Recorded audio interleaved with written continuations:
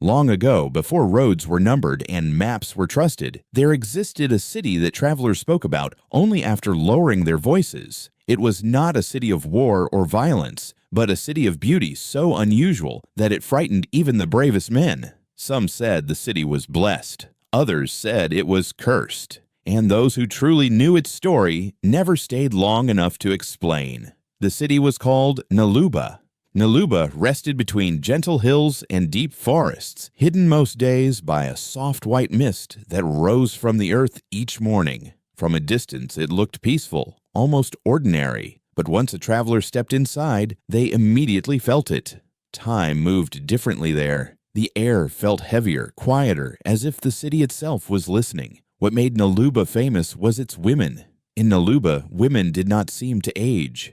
Young girls grew into women, and women remained youthful long past the years when age usually leaves its mark. Their skin glowed softly, their movements were graceful, and their faces carried a calm beauty that did not shout for attention, yet could not be ignored. Visitors stared, men whispered, some fell in love within days. Yet something was always missing. No woman from Naluba ever left the city for long, and no marriage with an outsider ever lasted. At the far edge of the city flowed a river known as River Semba. It was not wide, nor loud, nor fast. Its water was dark and still, moving with the patience of something ancient. The people of Naluba respected it deeply. They did not joke near it. They did not swim in it for pleasure. And 3 times every week, as faithfully as sunrise, the women of the city walked toward its banks in silence. They did not sing.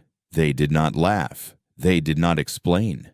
And no outsider was invited to follow. One season, a young man named Kiros arrived in Naluba. Kiros was known in many regions. He was wealthy, educated, and confident, a man who had built his success through trade and intelligence. He owned restaurants and businesses across distant lands, and his name carried respect. When business brought him to Naluba, he expected nothing more than profit and a short stay. He planned to remain for 1 month, but Naluba has a way of holding people.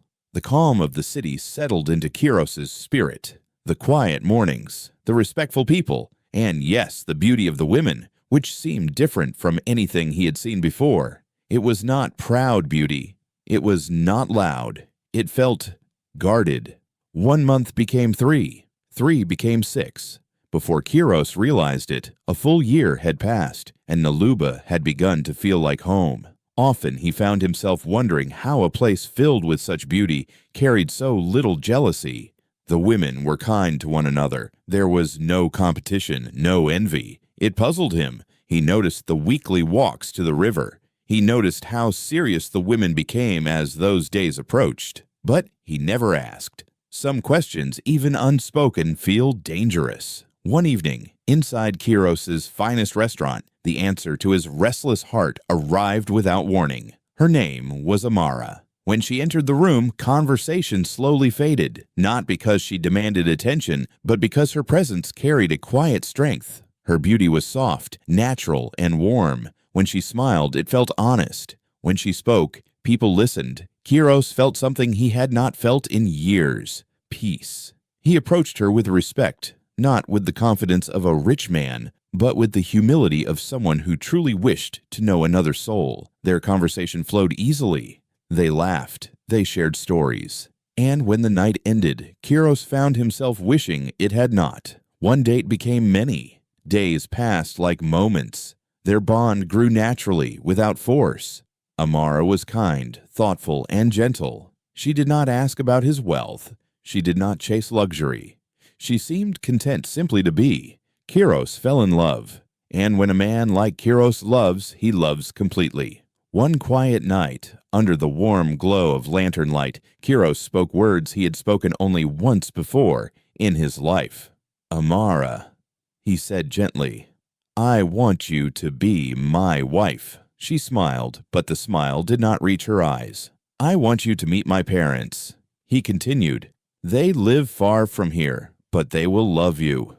Amara's hands trembled slightly. Her breath grew shallow. "I cannot go," she said softly. Kiros laughed, thinking she was nervous. "We will be gone only 3 days," he said. "Then we will return." Inside Amara's heart, fear rose like a storm. She thought of River Semba. She thought of the rule she had lived by her entire life. She thought of the secret she had never spoken aloud. But love is powerful, and sometimes love convinces us to ignore warnings we already understand. After a long silence, she agreed. Before dawn on the day of their journey, Amara walked alone to River Semba. The air was cold. The water was still. She washed herself carefully, slowly, as if trying to store the river's blessing inside her skin. "Forgive me," she whispered to the water. "I will return soon." The journey away from Naluba was long. On the second day, Amara felt something change. Her skin felt tight, dry. She told herself it was only fear. On the third day, faint, dark marks appeared on her arms. She covered them with cloth and said nothing. She did not know the way back to Naluba. She did not know how to return alone. On the fourth morning, Amara woke before sunrise and screamed. She ran to a mirror, and what she saw stole her breath. Her skin had wrinkled overnight. Her eyes looked tired and sunken. Her face, the face Kiros loved, was gone. In its place stared an old woman, trembling with fear. She tried to flee the house, but guards stopped her. She sat silently, waiting, heart pounding. When Kiros woke and saw her, terror filled his eyes. He screamed and fell from the bed. "Who are you?" he shouted. The house erupted in chaos. Family members gathered. Torches were lit. Fear ruled the room. And then, at last, Amara spoke. She told them the truth. Long ago, Naluba had been struck by a terrible illness. Women were dying young. Desperate, the people turned to River Semba.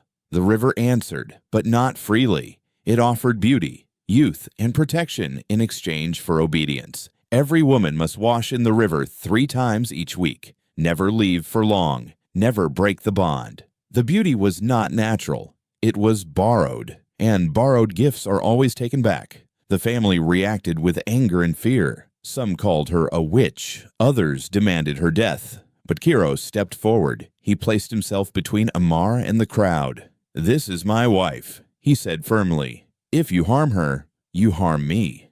That same day, he took her back to Naluba. Amara returned to River Semba. She washed, and, slowly, the river restored what it had taken. Kiros stayed. He chose love, knowing the truth. And, to this day, people still whisper about Naluba. They warn their children and travelers alike. Do not promise forever until you understand the truth behind beauty. Beauty can be given. Beauty can be taken. But love that survives truth is the only beauty that lasts.